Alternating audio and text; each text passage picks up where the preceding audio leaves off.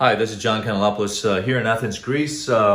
Quickly going to our favorite subject here, 2014, keratoconus patient, 22 at the time, treated with the Athens protocol. We can see his cornea 4 years later, magnificent result. And please pay attention to the specificity and the accuracy of the partial and refractive error eczema normalization of the surface. It's almost identical to the amount of cone the patient had at that time. The cornea looks fantastic. He is 20/25 plus uncorrected. He was about a -3, -3.5 astigmatism. He was stage 1 to 2 keratoconus. He had problems with his glasses and ghosting. And we can see that all the topometric indices have zeroed. Tremendous result. 50 on the IHD, which we had defined in the literature as the key parameter on assessing and also assessing progression of keratoconus, to a normal 7.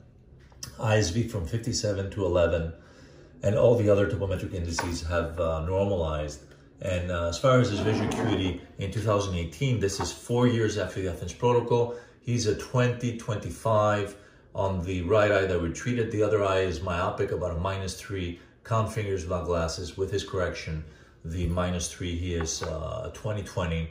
The reason I'm showing these results, and these are the Pentacam maps of this young patient back in 2018. That was the last time we saw him. He lives in Thessaloniki, which is the second biggest city in Greece. It's about 300 miles north from Athens. Is the fact that he was seen last week by a colleague there. And of course, I always believe that we all work in good faith. And this was the images of the left eye, which do show in pachymetry back in 2018. The keratoconus trend, but no significant ectasia on the surface here on the elevation map, nor on the topography map. A colleague saw him last week in Thessaloniki and told him that his right eye, that's still 20/25 uncorrected, is essentially destroyed by the Athens protocol that was performed. And I think that I've heard that in the past 15 years ago when we first started with this technique, but I think that most people would agree that this here is a remarkable result, and we basically saved this young fellow from a cornea transplant. I've personally grafted many patients that were contact lens intolerant and had problems with their vision in the past prior to cross-linking in our Athens protocol. And closing his left eye was assessed by that same colleague as needing emergent cross-linking because his keratoconus has progressed tremendously. And we see here the minimum thickness is 5/16, which is the same with the one we had in the left eye 2 years ago. Actually, it was 5/10. Cornea has not thickened. There's some fluctuation in the measurements of these patients. So good faith is very important. Keeping a very high level of communication between physicians is very important.